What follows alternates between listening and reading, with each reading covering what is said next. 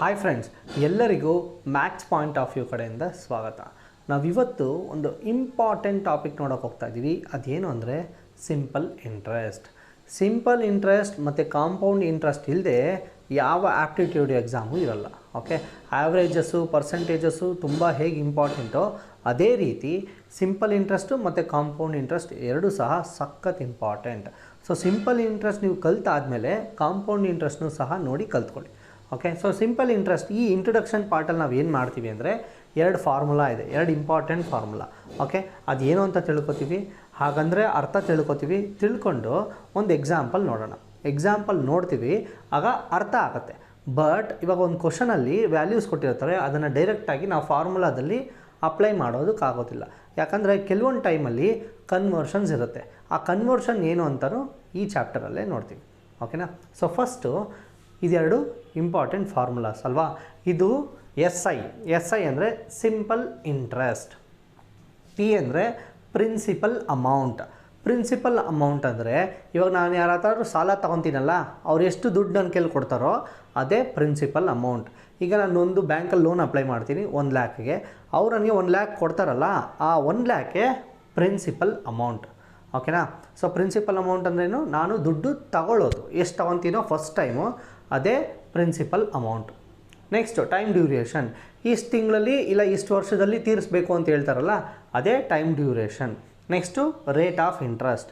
ನಿಮ್ಗೆ ಗೊತ್ತು, ಇವಾಗ ಗೋಲ್ಡ್ ಲೋನ್ಸ್ ಎಲ್ಲ ತೊಗೊಂಡ್ರೆ 1% ಇಲ್ಲ 2% ಇರುತ್ತೆ, ಆ ಥರ ಅದೆಲ್ಲ ರೇಟ್ ಆಫ್ ಇಂಟ್ರೆಸ್ಟ್. ಅದೇ ರೀತಿ ಒಂದೊಂದು ಲೋನ್ಗೂ ಬೇರೆ ಬೇರೆ ಥರ ರೇಟ್ ಆಫ್ ಇಂಟ್ರೆಸ್ಟ್ ಇರುತ್ತೆ. ಬ್ಯಾಂಕ್ಸಲ್ಲಿ ತೊಗೊಂಡ್ರೆ ರೇಟ್ ಆಫ್ ಇಂಟ್ರೆಸ್ಟ್ ಕಡಿಮೆ ಇರುತ್ತೆ. ನೀವೀಗ ಕೆಲವು ಹೋಮ್ ಫಿನಾನ್ಸ್ ಕಂಪ್ನೀಸ್ ಇರುತ್ತಲ್ಲ, ಅಲ್ಲಿ ತೊಗೊಂಡ್ರೆ ರೇಟ್ ಆಫ್ ಇಂಟ್ರೆಸ್ಟ್ ಜಾಸ್ತಿ ಇರುತ್ತೆ. ಸೊ ರೇಟ್ ಆಫ್ ಇಂಟ್ರೆಸ್ಟ್ ಅಂದರೆ ಎಷ್ಟು % ಬಡ್ಡಿ ಕಟ್ಟಬೇಕು ಅನ್ನೋದು ಇದು ಹೇಳುತ್ತೆ. ನೆಕ್ಸ್ಟು ಟೋಟಲ್ ಅಮೌಂಟ್ ಅಂದರೆ ಈಗ ನಾನು ಫಸ್ಟು 1 ಲ್ಯಾಕ್ ತೊಗೊಂಡಿರ್ತೀನಿ, ಅದಕ್ಕೆ 3 ಇಯರ್ಸ್ಗೆ ನಾನು 20,000 ಎಕ್ಸ್ಟ್ರಾ ಇಂಟ್ರೆಸ್ಟ್ ಕಟ್ಟಿದ್ರೆ ಟೋಟಲ್ ಎಷ್ಟು? 1,20,000. ಅಂದ್ರೇನು? Interest plus principal amount. ನಾನು ಟೋಟಲಾಗಿ ಇಂಟ್ರೆಸ್ಟ್ ಎಷ್ಟು ಕಟ್ಟಿರ್ತೀನಿ ಮತ್ತು ಪ್ರಿನ್ಸಿಪಲ್ ಅಮೌಂಟ್ ಎಷ್ಟು ತೊಗೊಂಡಿರ್ತೀನಿ ಸ್ಟಾರ್ಟಿಂಗಲ್ಲಿ, ಎರಡನ್ನೂ ಆ್ಯಡ್ ಮಾಡಿದಾಗ ನಮಗೆ ಟೋಟಲ್ ಅಮೌಂಟ್ ಸಿಗುತ್ತೆ. ಸೊ ಈಗ ಫಾರ್ಮುಲಾ ಆಮೇಲೆ ಬರೋಣ, ಫಸ್ಟ್ ಒಂದು ಎಕ್ಸಾಂಪಲ್ ನೋಡ್ಕೊಳ್ಳೋಣ.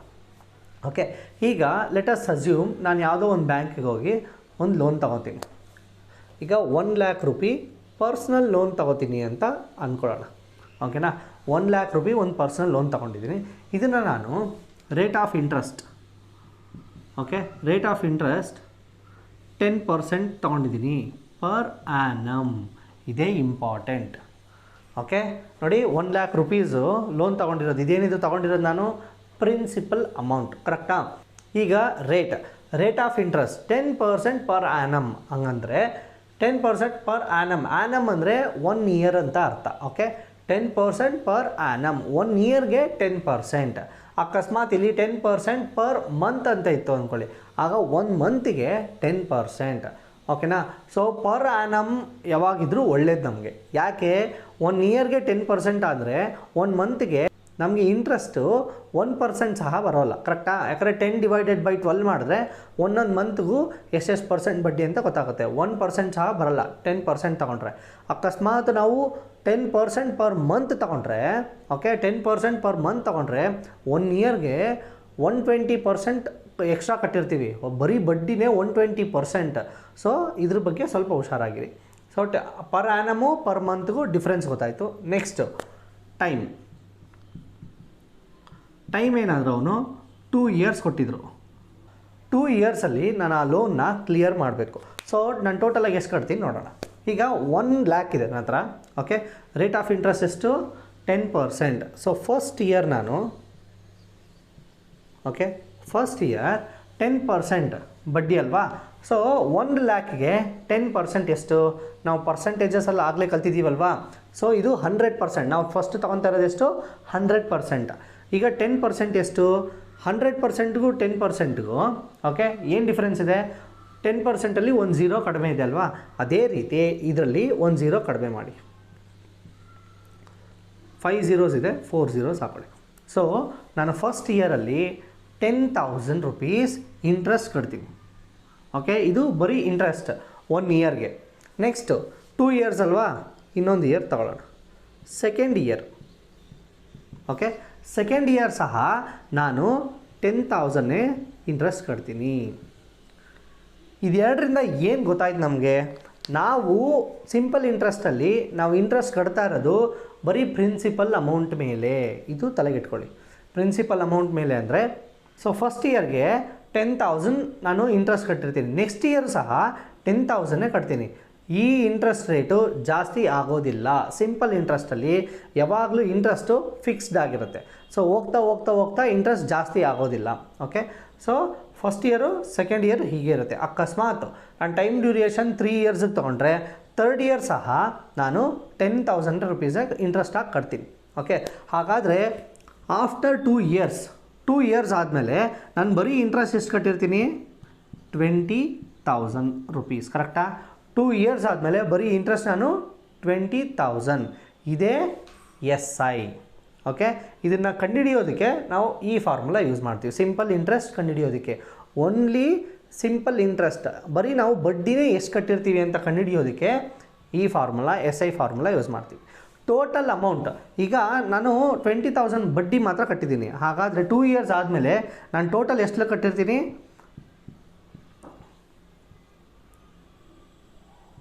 ಕರೆಕ್ಟಾ? ಸೊ 2 ಇಯರ್ಸ್ ಆದಮೇಲೆ 1,00,000 ರುಪೀಸು ನಾನು ಕಟ್ಟಿರ್ತೀನಿ, ಜೊತೆಯಲ್ಲಿ 20,000 ಇಂಟ್ರೆಸ್ಟು ಕಟ್ಟಿರ್ತೀನಿ. ಹಾಗಾದರೆ ಟೋಟಲಾಗಿ ನಾನು 1,20,000 ರುಪೀಸ್ ಕಟ್ಟಿರ್ತೀನಿ. ಕರೆಕ್ಟಾ? ಇದೇ ಈ ಎ ಟೋಟಲ್ ಅಮೌಂಟ್. ಸೊ ಬರೀ ಇಂಟ್ರೆಸ್ಟ್ ಕೇಳಿದ್ರೆ SI ಫಾರ್ಮುಲಾ ಹಾಕೋಣ, ಟೋಟಲ್ ಅಮೌಂಟ್ ಕೇಳಿದ್ರೆ ಎ ಫಾರ್ಮುಲಾ ಹಾಕೋಣ. ಇಷ್ಟೇ. ಸೊ ಇದೆಲ್ಲ ಡೈರೆಕ್ಟ್ ಕ್ವಶನ್ಸು. ಈ ಥರ ಕ್ವಶನ್ಸ್ನ ನಾವು ಎಲ್ಲ ಎಕ್ಸಾಮ್ಸಲ್ಲೂ ಎಕ್ಸ್ಪೆಕ್ಟ್ ಮಾಡೋಕ್ಕಾಗಲ್ಲ.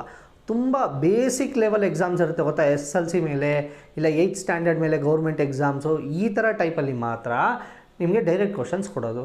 ಫಾರ್ಮುಲಾ ಹಾಕ್ತೀರಾ, ಆನ್ಸರ್ ಕಂಡುಹಿಡಿತೀರಾ, ಇಲ್ಲ ಕೆಲವೊಂದು ಸರಿ ಫಾರ್ಮುಲಾ ಬೇಕಾಗಿರಲ್ಲ, ಡೈರೆಕ್ಟಾಗಿ ಆನ್ಸರ್ ಕಂಡುಹಿಡಿತೀವಿ. ಬಟ್ ಈ ನಡುವೆ ಯಾರು ಈ ಥರ ಡೈರೆಕ್ಟ್ ಕ್ವಶನ್ಸ್ನ ಕೇಳ್ತಾ ಇಲ್ಲ, ಯಾವ ಎಕ್ಸಾಮ್ದಲ್ಲೂ ಕೇಳ್ತಾ ಇಲ್ಲ. ಸೊ ಹೇಗಿರುತ್ತೆ ಕ್ವಶನ್ಸ್ ಎಲ್ಲ ಅಂದರೆ, ಫಸ್ಟು ನಾವು ಕನ್ವರ್ಟ್ ಮಾಡಿಕೊಂಡು ಆಮೇಲೆ ಫಾರ್ಮುಲಾದಲ್ಲಿ ಅಪ್ಲೈ ಮಾಡಿದ್ರೆ ಆನ್ಸರ್ ಸಿಗೋ ಥರ ಕ್ವಶನ್ಸ್ನ ಪ್ರಿಪೇರ್ ಮಾಡಿರ್ತಾರೆ. ಸೊ ಆ ಕನ್ವರ್ಷನ್ಸ್ ಏನು ಅಂತಲೂ ತಿಳ್ಕೊಂಬಿಡೋಣ.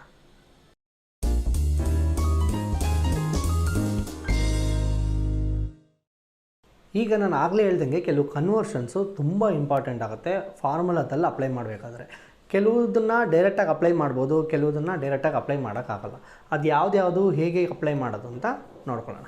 ಇಲ್ಲಿ ನೋಡಿ, principal amount, rate of interest ಮತ್ತು ಟೈಮು, ಈ ಮೂರು ಯಾವಾಗಲೂ ಕೊಟ್ಟಿರ್ತಾರೆ. ಕೆಲವೊಂದು ಸರಿ ಈ ಮೂರಲ್ಲಿ ಯಾವ್ದಾದ್ರು ಒಂದು ಕೊಡದೇ ಇರ್ಬೋದು, ಯಾವ್ದು ಕೊಡದೇ ಇದ್ದರೂ ಯಾವ್ದು ಕೊಟ್ಟರು ಕನ್ವರ್ಷನ್ ಹೇಗೆ ಮಾಡೋದು ಅಂತ ಎಲ್ಲ ನೋಡ್ಕೊಂಬಿಡೋಣ. ಪ್ರಿನ್ಸಿಪಲ್ ಅಮೌಂಟ್ಗೆ ಯಾವುದು ಕನ್ವರ್ಷನ್ಸ್ ಇಲ್ಲ. ನೀವು ಯಾವುದೇ ಸಿಚುಯೇಷನ್ ತಗೊಂಡ್ರು ಪ್ರಿನ್ಸಿಪಲ್ ಅಮೌಂಟ್ ಹೇಗಿರುತ್ತೋ ಅದನ್ನು ಡೈರೆಕ್ಟಾಗಿ ಹಾಗೆ ಹಾಕೊಳ್ಳಿ. ಸೊ ಅದಕ್ಕೆ ಯಾವುದೇ ಕನ್ವರ್ಷನ್ಸ್ ಇಲ್ಲ. ಅದು ಎಷ್ಟು ರೂಪಾಯಿ ಆಗಿದ್ರೂ ಆಗಿರಲಿ, ಯಾವ ಕನ್ವರ್ಷನ್ಸು ಇಲ್ಲ ಪ್ರಿನ್ಸಿಪಲ್ ಅಮೌಂಟಿಗೆ. ರೇಟ್ ಆಫ್ ಇಂಟ್ರೆಸ್ಟು ಮತ್ತು ಟೈಮು ತುಂಬ ಇಂಪಾರ್ಟೆಂಟ್, ಇಲ್ಲೇ ಕನ್ವರ್ಷನ್ಸ್ ಬೇಕಾಗಿರೋದು. ಸೊ ಯಾವಾಗಲೇ ಆಗಲಿ ರೇಟ್ ಆಫ್ ಇಂಟ್ರೆಸ್ಟ್ ಪರ್ ಆ್ಯನಮಲ್ಲೇ ಇರಬೇಕು. Okay, rate of interest per ಆ್ಯನಮಲ್ಲೇ ಇರಬೇಕು. ಟೈಮು ಇಯರ್ಸಲ್ಲೇ ಇರಬೇಕು. ಓಕೆನಾ?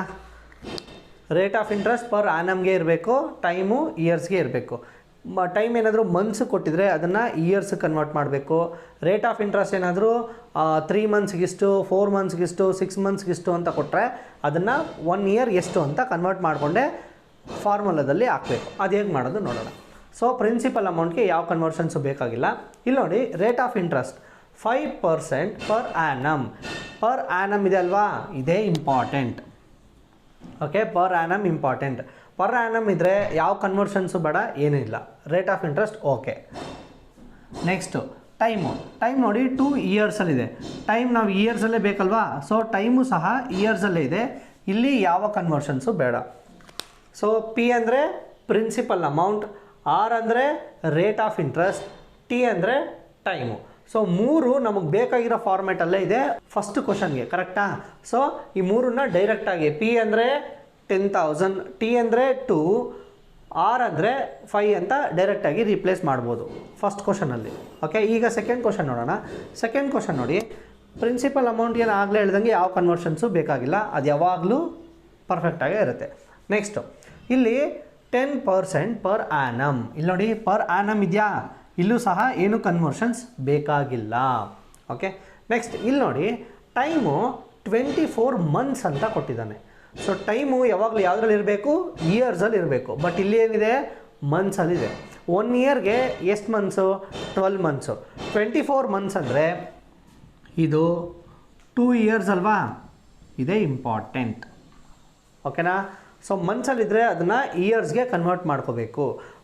ಕನ್ವರ್ಟ್ ಮಾಡ್ಕೊಂಡ್ಮೇಲೆ ಫಾರ್ಮುಲಾದಲ್ಲಿ ಟಿ ಈಸ್ ಈಕ್ವಲ್ ಟು 24 ಹಾಕಬಾರ್ದು, ಅದು ತಪ್ಪು.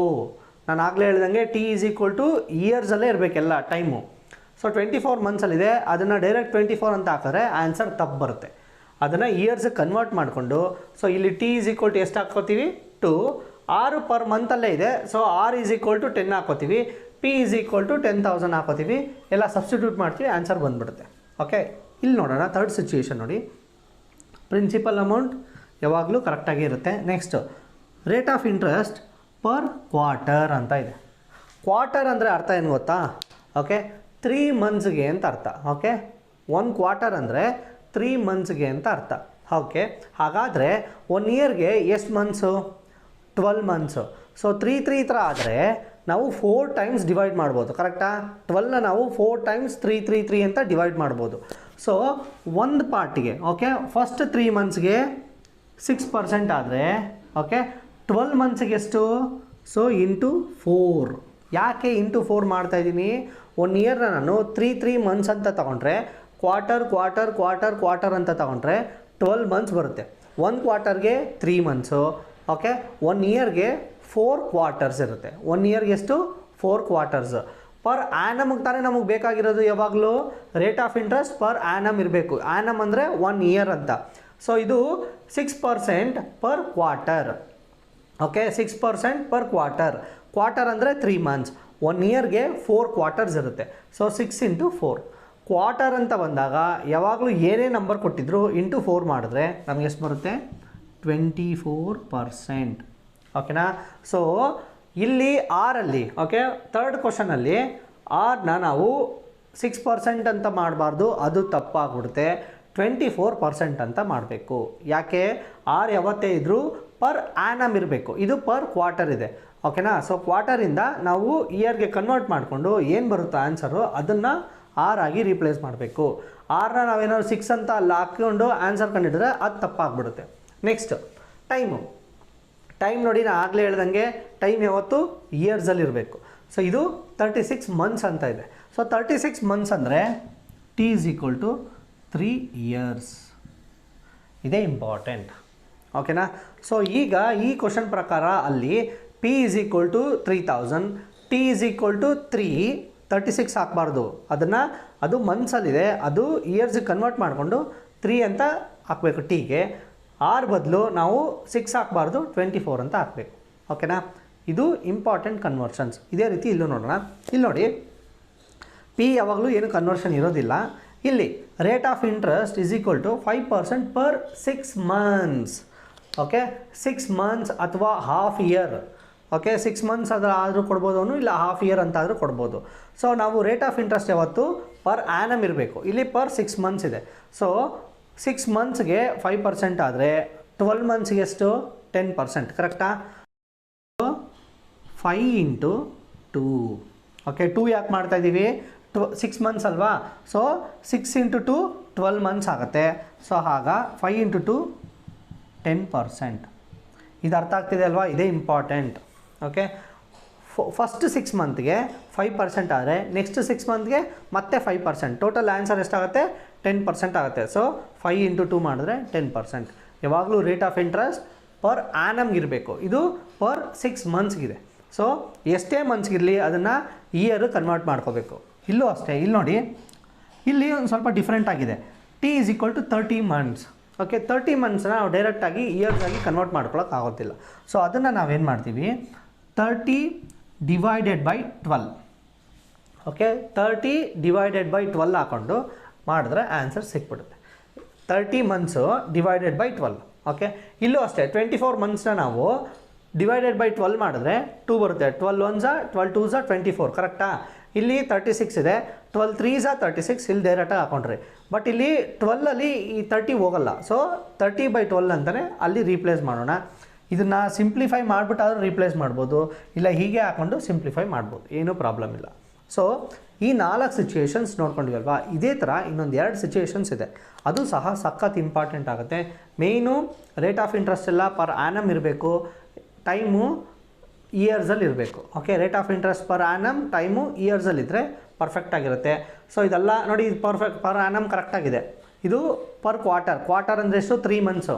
12 ಮಂತ್ಸ್ನ 3 ಮಂತ್ಸ್ ಅಂತ 4 ಟೈಮ್ ಡಿವೈಡ್ ಮಾಡ್ಬೋದಲ್ವಾ. ಸೊ ಈ ಪರ್ ಕ್ವಾರ್ಟರ್ ಕೊಟ್ಟರೆ 4ಇಂದ ಮಲ್ಟಿಪ್ಲೈ ಮಾಡಿ, ಪರ್ 6 ಮಂತ್ಸ್ ಅಥವಾ ಹಾಫ್ ಇಯರ್ ಅಂತ ಕೊಟ್ಟರೆ 2ಇಂದ ಮಲ್ಟಿಪ್ಲೈ ಮಾಡಿ. ಏನು ಕೊಟ್ಟಿರ್ತಾರೋ ಅದಕ್ಕೆ 4ಇಂದ ಮಲ್ಟಿಪ್ಲೈ ಮಾಡಿದ್ರೆ ಕ್ವಾರ್ಟರ್ಗೆ, 2ಇಂದ ಮಲ್ಟಿಪ್ಲೈ ಮಾಡಿದ್ರೆ 6 ಮಂತ್ಸ್ಗೆ ಇದೆ ಈಗ ಅದೇ ರೀತಿ ಇನ್ನೂ ಕೆಲವು ಸಿಚುಯೇಷನ್ಸ್ನ ನೋಡ್ಕೊಂಬಿಡೋಣ. ಸೊ ಪ್ರಿನ್ಸಿಪಲ್ ಅಮೌಂಟ್ ಯಾವಾಗಲೂ ಕರೆಕ್ಟಾಗೇ ಇರುತ್ತೆ. ಸೊ ರೇಟ್ ಆಫ್ ಇಂಟ್ರೆಸ್ಟ್ ಇಲ್ಲಿ ನೋಡಿ, ಇದು ಒಂದು ಸ್ವಲ್ಪ ಇಂಟ್ರೆಸ್ಟಿಂಗ್ ಆಗಿದೆ. 8% ಪರ್ 8 ಮಂತ್ಸ್, 8% ಪರ್ 8 ಮಂತ್ಸ್. 8 ಮಂತ್ಸ್ಗೆ 8% ಅಂತೆ. ಹಾಗಾದರೆ 1 ಮಂತಿಗೆ ಎಷ್ಟು, 1% ಅಲ್ವಾ. ಹಾಗಾದರೆ ನಮಗೆ ಯಾವಾಗಲೂ ರೇಟ್ ಆಫ್ ಇಂಟ್ರೆಸ್ಟ್ ಯಾವುದ್ರಲ್ಲಿ ಇರಬೇಕು, ಆ್ಯನ್ಯುಯಲ್ ಆಗಿರಬೇಕು, ಪರ್ ಆ್ಯನಮ್. ಆ್ಯನಮ್ ಅಂದರೆ ಎಷ್ಟು ಮಂತ್ಸು, 12 ಮಂತ್ಸ್ ಅಲ್ವಾ. So rate of interest will be 12 ಮಂತ್ಸ್ಗೆ 12%, ಕರೆಕ್ಟಾ? ಯಾಕೆ 8 ಮಂತ್ಸ್ಗೆ 8%, 6 ಮಂತ್ಸ್ಗೆ 6%, 1 ಮಂತ್ಗೆ 1%, 12 ಮಂತ್ಸ್ಗೆ 12%.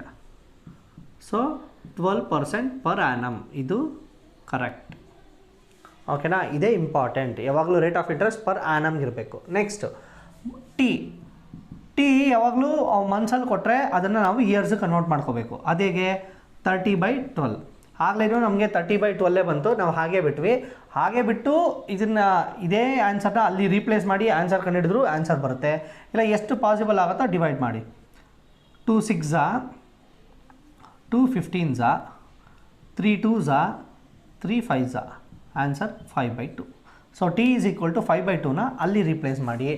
ಆರ್ನ ನಾವು 8 ಅಂತ ಹಾಕಬಾರ್ದು, 12% ಅಂತ ಹಾಕಬೇಕು, 12 ಅಂತ ಹಾಕ್ಬೇಕಷ್ಟೇ ಅಲ್ಲಿ.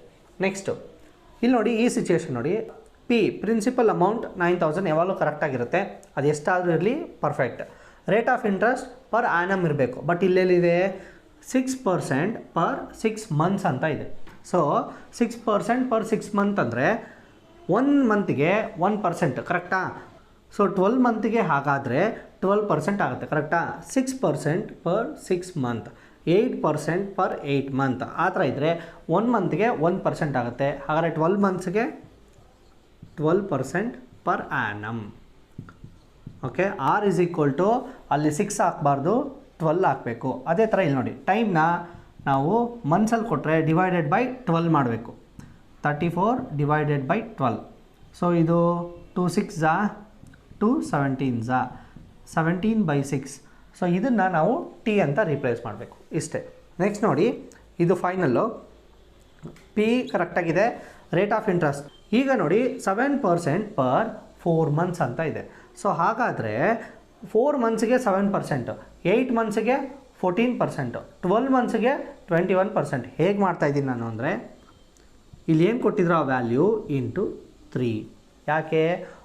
ಇದು 4 ಮಂತ್ಸ್ ಅಲ್ವಾ, 4 × 3 12 ಮಂತ್ಸ್. ನಮಗೆ 12 ಮಂತ್ಸ್ಗೆ ತಾನೇ ರೇಟ್ ಆಫ್ ಇಂಟ್ರೆಸ್ಟ್ ಬೇಕಾಗಿರೋದು. 12 ಮಂತ್ಸ್ ಅಂದರೆ ಪರ್ ಆ್ಯನಮ್ 1 ಇಯರ್. ಸೊ 7 × 3 21%. ಅರ್ಥ ಆಯ್ತಾ? ಸೊ ಅವರು ಪರ್ ಆ್ಯನಮ್ ಕೊಟ್ಟರೆ ನೀವು ಡೈರೆಕ್ಟಾಗಿ ಹಾಕೋಬೇಕು. 3 ಮಂತ್ಸ್ ಕೊಟ್ಟರೆ ಇಂಟು 4 ಮಾಡಿ, ಇಲ್ಲಿ ಏನು ನಂಬರ್ ಇರುತ್ತೋ ಇಂಟು 4. 6 ಮಂತ್ಸ್ ಕೊಟ್ಟರೆ ಇಲ್ಲಿ ಏನು ನಂಬರ್ ಕೊಟ್ಟಿರ್ತಾರೋ ಇಂಟು 2. 4 ಮಂತ್ಸ್ ಕೊಟ್ಟರೆ ಇಲ್ಲಿ ಏನು ನಂಬರ್ ಕೊಟ್ಟಿರ್ತಾರೋ ಇಂಟು 3. ಇಷ್ಟೇ. ಸೊ ಇದನ್ನು ಮಾಡಿಕೊಂಡಾಗ ಆನ್ಸರ್ ಬರುತ್ತೆ. ಆ ಆನ್ಸರ್ನ ನಾವು ಅಲ್ಲಿ ಸಬ್ಸ್ಟಿಟ್ಯೂಟ್ ಮಾಡಬೇಕು, ಆನ್ಸರ್ನ ಕಂಡುಹಿಡಬೇಕು. ಇಲ್ಲಿ ಟೈಮು ಆ್ಯಸ್ ಯೂಶ್ವಲ್, ಟೈಮು ಮಂತ್ಸಲ್ಲಿ ಕೊಟ್ಟರೆ 28 ಡಿವೈಡೆಡ್ ಬೈ 12. ಓಕೆನಾ? 2 6 2 14 2 3 2 7. So answer 7/3. ಸೊ ಟೀನ ಆ ಫಾರ್ಮುಲಾದಲ್ಲಿ 7/3 ಅಂತ ರೀಪ್ಲೇಸ್ ಮಾಡಬೇಕು. ಇಷ್ಟೇ ಕನ್ವರ್ಷನ್ಸ್. ಸೊ ಈ ಕನ್ವರ್ಷನ್ಸ್ ಎಲ್ಲ ಗೊತ್ತಿದ್ದರೆ ಆರಾಮ್ಸೆ ಎಲ್ಲ ಕ್ವಶನ್ಸ್ನು ನಾವು ಸಾಲ್ವ್ ಮಾಡ್ಬೋದು. ಸೊ ಈ ಕನ್ವರ್ಷನ್ಸ್ ಎಲ್ಲ ನಾವು ತಿಳ್ಕೊಂಡಿದ್ದೀವಲ್ವ, ಈಗ ಡೈರೆಕ್ಟು ಕ್ವಶನ್ಸ್ಗೆ ಹೋಗ್ಬಿಡೋಣ. ಈ ಕನ್ವರ್ಷನ್ಸ್ ಎಲ್ಲ ಅಪ್ಲೈ ಮಾಡಿಕೊಂಡು ಬೇಸಿಕ್ ಕ್ವಶನ್ಸ್ನ ಹೇಗೆ ಸಾಲ್ವ್ ಮಾಡೋದು ಅಂತ ತಿಳ್ಕೊಳ್ಳೋಣ.